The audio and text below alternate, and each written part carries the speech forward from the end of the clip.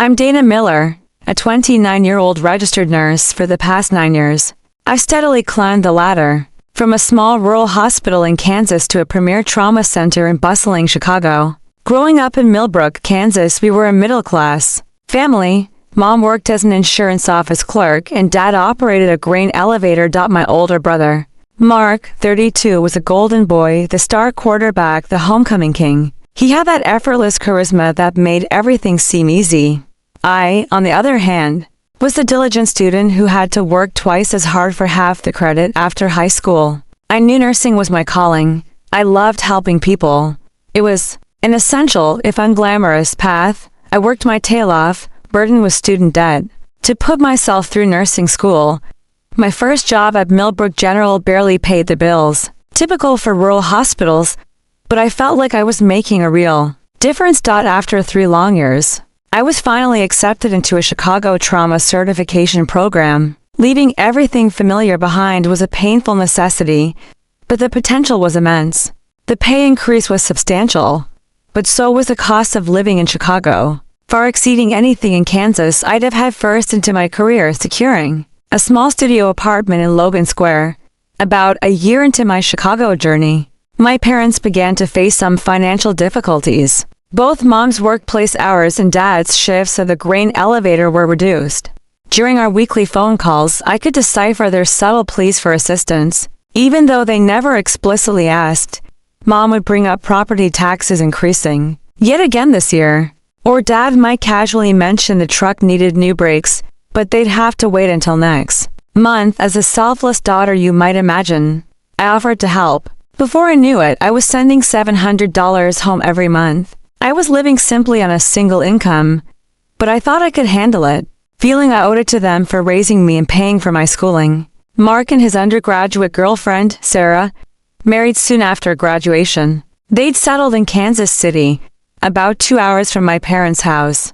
Sarah was a kindergarten teacher and Mark worked in insurance. Their income was unpredictable. Some months great, others not so much, but they seemed content enough. After the birth of their first child, little Leo, Mom started dropping hints about how pricey everything was. She would joke, her eyes just barely avoiding mine, that the cost of diapers and formula was higher than our grocery bill. Poor Mark and Sarah are really struggling to make ends meet, she'd lament.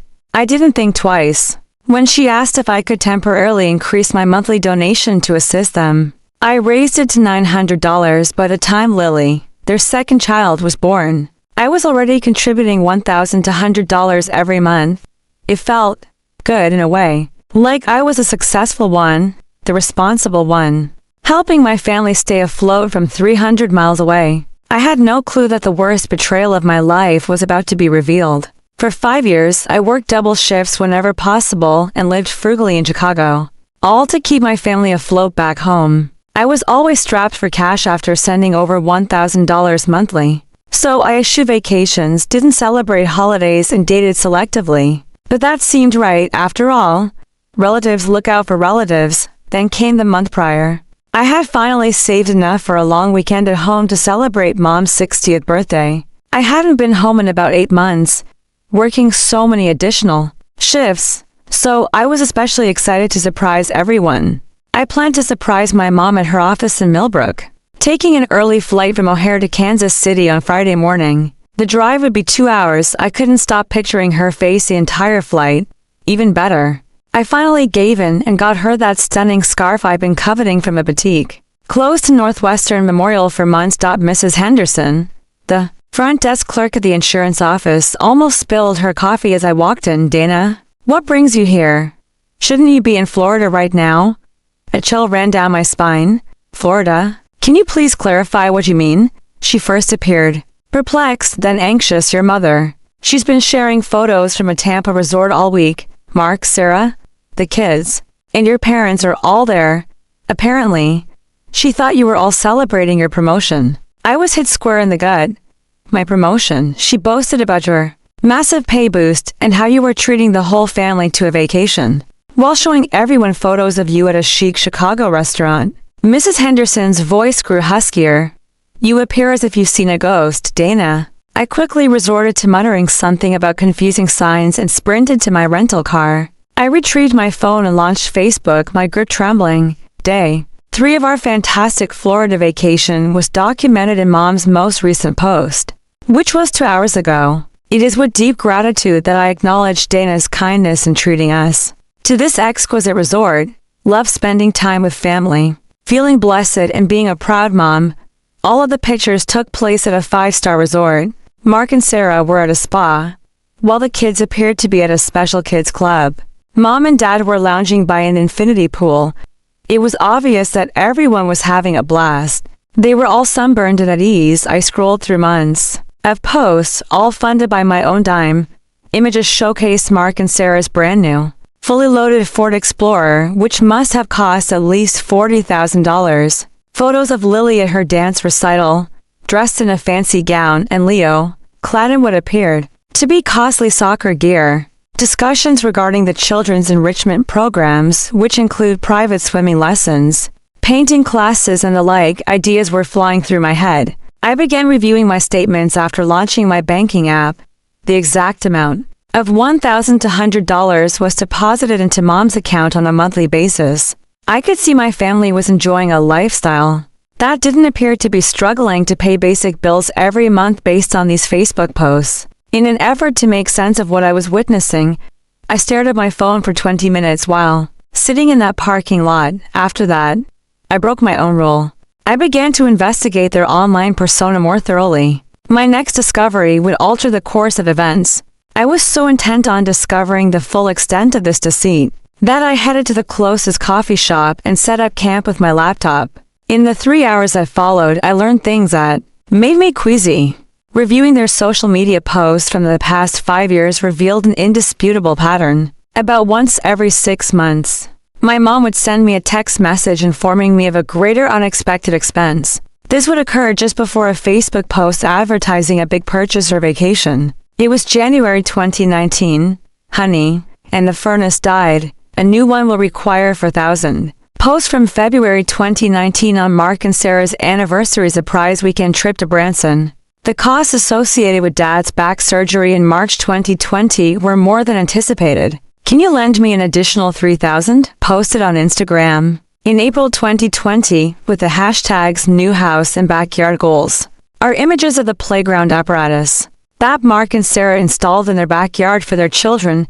You couldn't miss the pattern. The purchase of a brand new, extravagant item by Mark's family always seemed to correspond with their financial woes. I searched online for property records. A home in a desirable Kansas City suburb was purchased by Mark and Sarah 2 years ago. It was certain that the mortgage on that property was at least double what I was paying for my cramped Chicago apartment. Sarah's Pinterest boards were replete with fantasies of lavish house furnishings, prestigious private schools, and exotic holiday spots. The photos she posted to Instagram featured designer handbags, frequent trips to the nail salon, and what appeared to be weekly dinner dates at fancy restaurants. At the same time, I hadn't treated myself to anything non-essential in months and was eating ramen 3 times a week. While I was in Millbrook, I contacted my cousin Mia.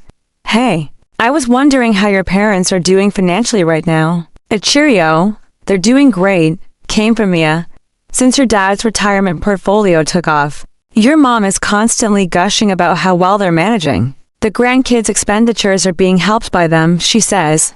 Even by Mark and Sarah. Their kindness and generosity are touching. It broke my heart. My father's retirement savings? Yes, she did say that he made several astute investments that were fruitful when we were youngsters. They were always worried about money. But today they're living comfortably. I contacted my bank and asked for full statements for the past 5 years after we hung up. The discovery I made was catastrophic. More than $70,000 had been sent home. I had saved up $70.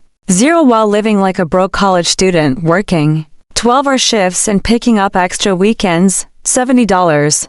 Zero that I had to give up everything to aid my parents. While my brother lived the dream in the suburbs, all the times I had declined social invitations due to financial constraints sprang to me the holiday I'd always planned to skip. The one where I was never able to relax and have fun. Because I was always worried about making ends meet. I had stayed in that cramped apartment since I couldn't afford a better one. All while my family back home believed my parents were being generous.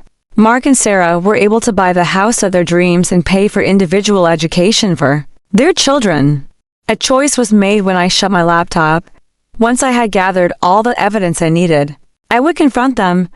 Rather than a tantrum, this was going to be a measured reckoning. Making sure this could not happen again was my first priority. On Friday, I devoted the remainder to formulating long-term plans. I started by contacting my bank to reset the passwords and security questions for all of my accounts, and to freeze any transactions above $500. Immediate action was taken by me to cancel the automatic transfer to Mom's account. I then proceeded to rent a weekend hotel at the Kansas City Hampton Inn and begin filming everything. I took a screenshot of every single post on Facebook, Instagram, and Pinterest.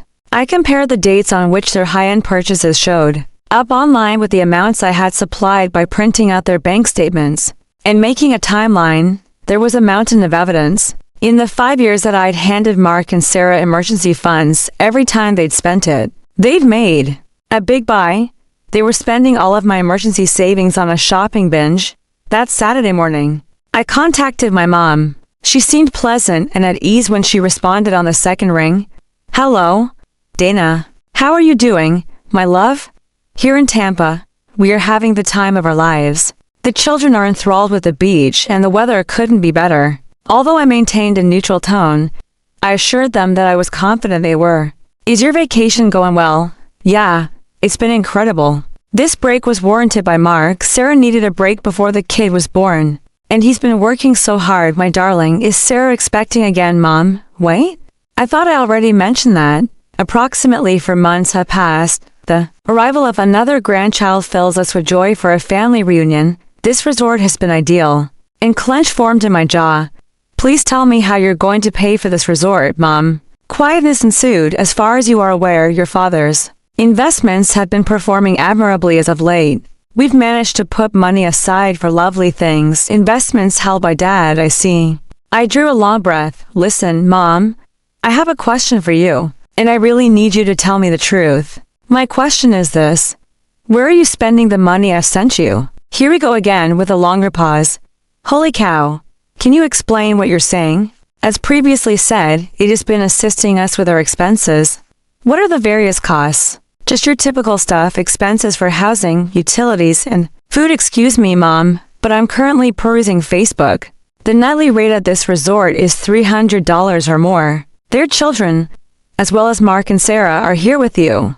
Paying utility bills isn't really a struggle with that." For a long time, there was complete quiet, and I worried she might have ended the call. "Dana, you're being dramatic," she finally said. "We've been quite cautious with our finances. For this trip, we put money aside." "I sent you money for emergencies." "No, it's not as easy as that." "It really is that easy. I will return home on Sunday. I would prefer to address you, Dad, Mark, and Sarah all at once. A family meeting is in the works. We won't be returning until Tuesday, my darling. Perhaps next week we can meet then," I asserted with conviction. "You would return early. Meeting at your residence is coming Sunday at 6 o'clock. Presence is essential for all." "You are being quite unreasonable, Dana. Changing our flights isn't an option. For the past 5 years, Mom, I've been sending you more than $1,000 monthly. I believe I have proven my worthiness of a family gathering. On Sunday at 6, get it done." I ended the call before she could continue arguing.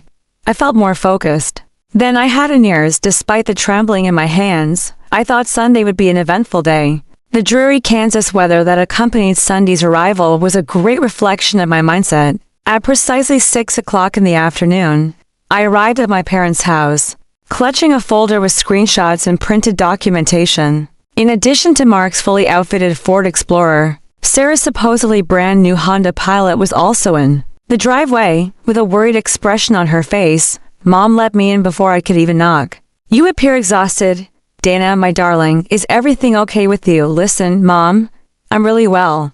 "Has anyone shown up?" As if it were a trial, the living room seemed, sitting in his recliner. Dad appeared uneasy. Sarah had her palm protectively placed over her expanding belly as she and Mark sat on the couch. It was probably best if the kids were upstairs. I then asked, "How was Florida?" As I took my seat across from them, Mom cautiously remarked that it was beautiful. It was a blast for the kids. That's for sure. You have some stunning Facebook images there. I thought that resort was pretty pricey. Mark moved in an awkward way. Your mom mentioned that you wanted to discuss something significant with me, Dana. I don't understand. The first item I extracted from my folder was a set of bank statements spanning the previous 5 years. The thing is, I've been sending you more than $1,000 per month under the assumption that you're having financial difficulties. Wow, it seems like you've been living it up compared to me. Every sound faded out of the room. My voice remained firm as I continued, my fury evident in my chest. I had sent you $70. Zero spread out over 5 years. While you all splurged on exotic vacations and flashy cars, I worked extra shifts, lived in a studio, and subsisted on ramen noodles, earning $70,000. The father clenched his jaw. Dana, we never meant for you to give up anything, not at all. All you did was tell me I needed the money when I didn't. I retrieved the chronology that I had made. Mark and Sarah made a sizable purchase at the same time that you claimed to have incurred every single emergency expense. Expensive trips, new homes, new automobiles, and private lessons for the children.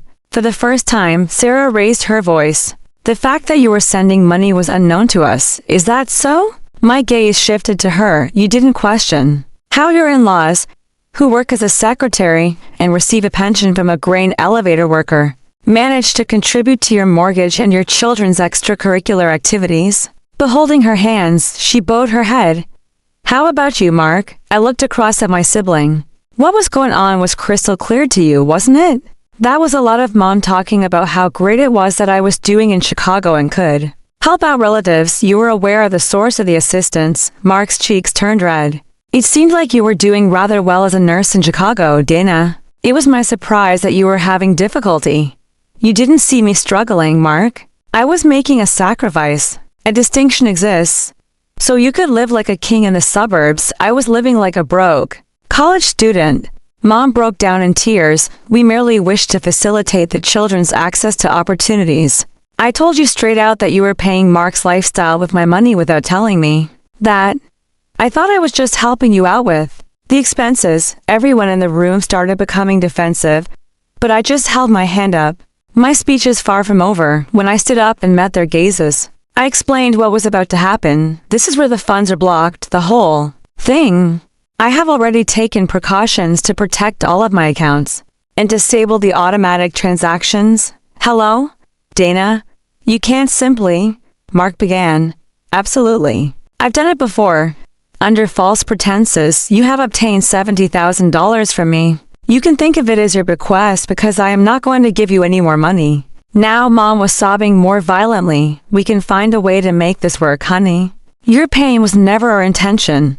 Getting caught was never your intention. I made the necessary adjustment. A distinction exists. I produced the screenshots I had taken from my phone and showed them to them. You have spent my money precisely as I have shown in 5 years of records. Everything that came your way. After I sent you emergency funds every trip, every purchase, and every luxury item as Sarah flipped through the pictures, her expression changed to one of real disbelief. Yes, I must admit, Dana, I was unaware. We were promised that your parents were going to bail us out with their retirement funds. Now you understand the true origin of their retirement funds. Mark caressed his hair with his palms. Oh, I can certainly repay you. This money belongs to you, not me, Mark. I hope you learn to budget your money well. The children, though, Mom pleaded fervently. Leo's soccer players, Lily's dance programs, these events are crucial to their plan. After that, Mark and Sarah may either find a way to pay for them or involve the kids in public recreation league, just like the rest of us did when we were kids. Following this, there was an ear-piercing quiet. Dad finally raised his voice. You are absolutely within your rights to be furious, Dana. But severing all ties with us seems like going too far, very severe. For the very first time, I could feel my voice rising. Working 60-hour weeks while my brother lives in a mansion worth $500,000 is the most extreme thing. Having canned soup for supper so I can send money home to cover your alleged medical emergencies while you're all at resorts. On the beach is the most extreme thing. After collecting my papers, I got to my feet. My return to Chicago is scheduled for tomorrow. Do not get in touch with me requesting funds. Please don't contact my boss via phone to vent about problems at home. And you certainly have no right to cast me in the role of antagonist. Mark beckoned me on my way to the entrance. Come on. Dana, we are related. I retraced my steps again. For 5 years, family members don't tell each other lies in a family. No one is ever allowed to take a back seat while the others reap the rewards. What is family? Exactly. You want to know? Me putting in extra hours every week under the false impression that I was helping to keep you all afloat as family. Sarah had also begun to cry. Dana, we are fully capable of repaying you. Yes, we will. Retain your money. I told them.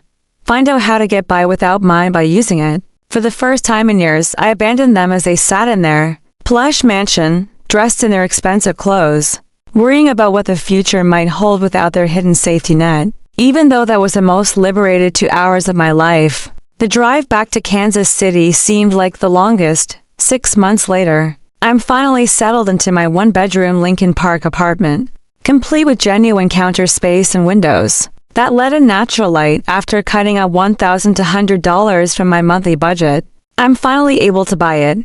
It was a hard couple of weeks following the confrontation. Family loyalty was a subject of lengthy emails from Dad and Mom, and Mark texted me articles about brother-sister relationships.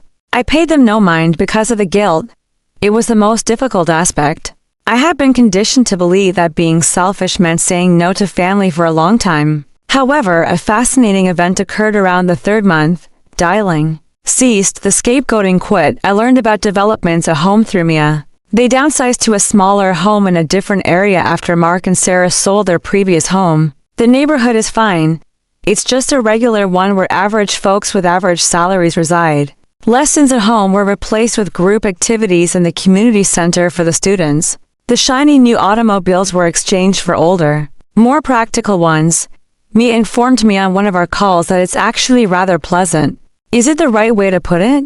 Mark seemed to be less anxious. As if he has given up on attempting to stay up with anything, my mom resumed her full-time job, which she had left when I began sending her money. Working part-time at the hardware shop is something Dad did. They began making more meals at home and terminated their premium cable subscription. Mia reassured me that they are not in pain. All they're doing is living the normal life, not the lavish life of a secret trust fund family. 2 weeks ago was the last time I spoke to any of them face-to-face. Handwritten on basic notebook paper. This letter is from Mark. This is something I felt compelled to tell you, Dana, even though I know you probably don't want to. I was mistaken. Almost anything. I was aware of the source of the funds, but I allowed it to happen instead of trying to figure out how to live within our means. To be honest, Sarah had no idea. She naively believed her parents were merely well off, giving grandparents. Understanding what we had done to you caused her to cry for hours. Things have improved recently, I kid you not. Because we aren't attempting to maintain a lifestyle that we can't afford. Our marriage is stronger. Our children are happier, and we no longer worry about money. I'm not pleading for mercy since I am well aware that we are unworthy of it. Still, I felt it was important for you to know that severing ties with us was the wisest move you could have made. I wish you joy, Dana.